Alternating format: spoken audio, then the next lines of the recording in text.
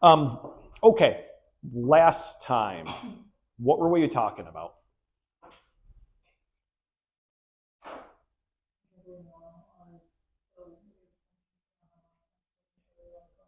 Yep, we were normalizing a wave function for a harmonic oscillator.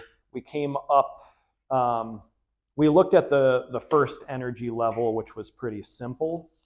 And we talked about, hey, if you look at the wave functions for a harmonic oscillator,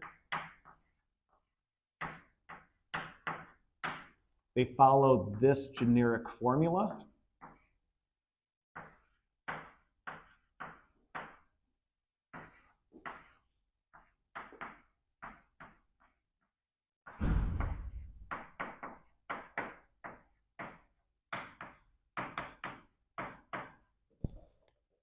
Right? What was this thing? Yep, it was a Hermite. Yep.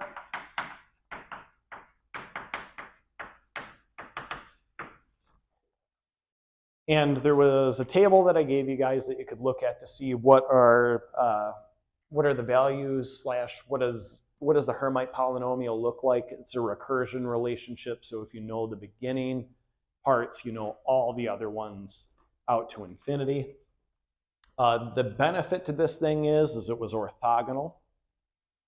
I misspoke last time a little bit with the orthogonality. If they're different functions, what's the value of it? If you multiplied, like, let's say I had H1, and then I had H2. Oops, what would the result of that be? Yeah, it's 0, because they're orthogonal to one another. In terms of definitions of orthogonality, for what we have done, we've always set it equal to 1 or 0. In this case, it's not 1 when you multiply those two together. It's something else, which we'll talk about in a minute. But in the process of normalizing our wave function, we were looking at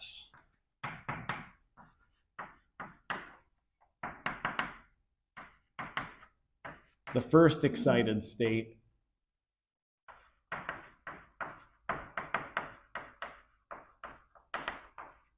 Oops.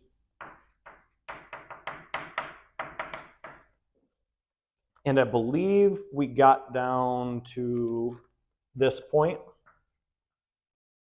We had n squared over alpha to the 1/2 integral from negative infinity to positive infinity, h1, fancy e, h1, fancy e to the negative, fancy e squared. And what does this whole thing have to be equal to? 1. Yep. Okay. So again, the Hermite polynomials, they're orthogonal. So even though this looks complicated, it's really not that bad. So the Hermite polynomials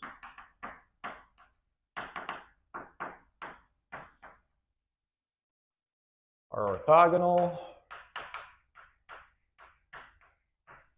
and have simple integrals, which is nice. So we can look at a generic formula for these guys. We're going to put h sub a. So a could just be any principal quantum number, any whole number. And we're going to be formal and put a star here times h sub b.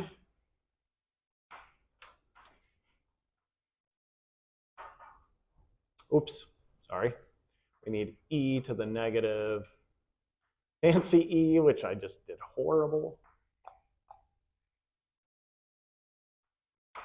Okay, we have two possibilities.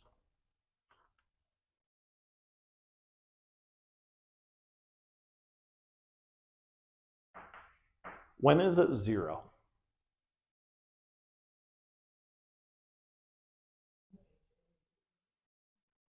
Not when they're equal. Yep, when they don't equal one another. When they don't equal one another, they're orthogonal, the result is 0. If they are the same, you get 2 to the a times a factorial pi to the 1/2.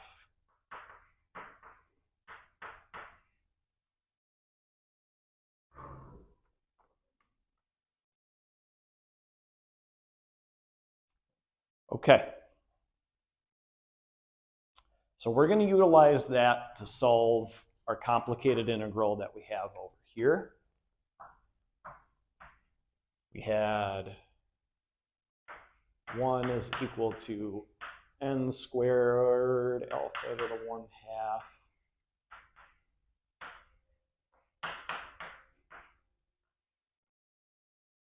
And I should be more formal, and I should put a star along here to show the complex conjugate, but in most cases it won't matter.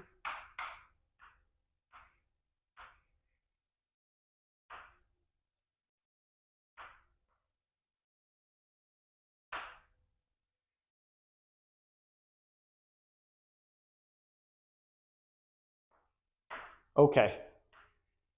Not going to touch the constants out front.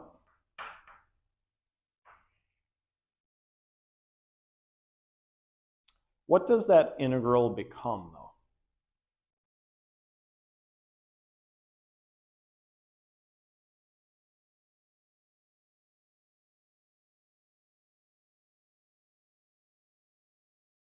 So, are a and b equal to one another for this system? Okay. So we get 2 to the power of what? Yep. Times, yep, 1 factorial, which is nice because what's that end up being? Yeah. Times pi to the 1/2.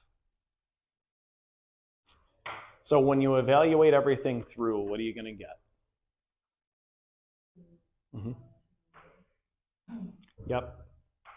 Pi to the 1/2, alpha to the 1/2, all times n squared. And there's a reason I'm leaving it that way. What's this whole thing equal to? Okay. What do we need to solve for? Yep. So n squared, what's n squared going to be equal to?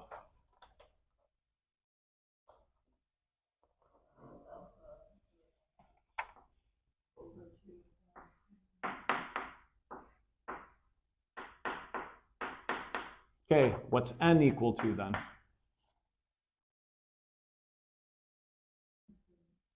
Yep, square root of that thing.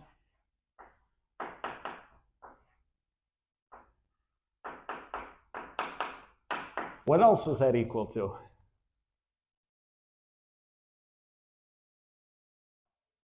I don't want to do math like that. Okay, dividing that by the power by 2, right? So this is alpha to the what? Yep, divided by square root of 2, pi to the what? All right, we can take that even further. I want this all to be in the power of 1/4.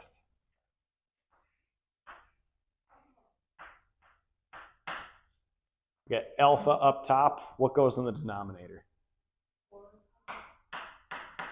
Uh-huh. Okay. So now,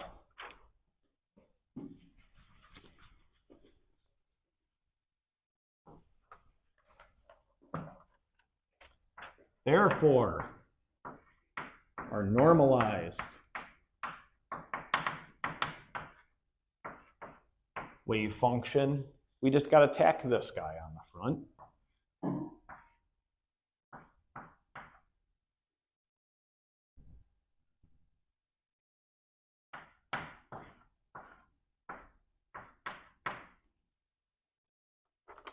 What else do I need to include?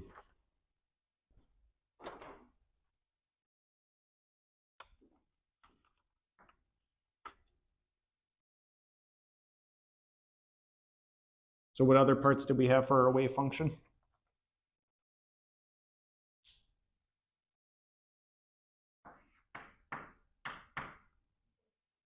Check back in your notes. What was it? Yep. And we're going to change it back to alpha and x because it makes our lives a little bit easier to talk about it this way. Then e to the power of what?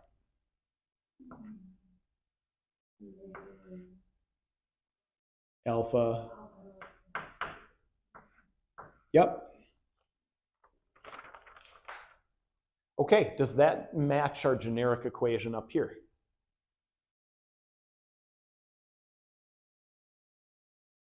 Yeah. So it works out. From here on out, unless I explicitly ask, you can utilize this thing. You don't have to go through and try and normalize it. If I do ask you to normalize something, please do it.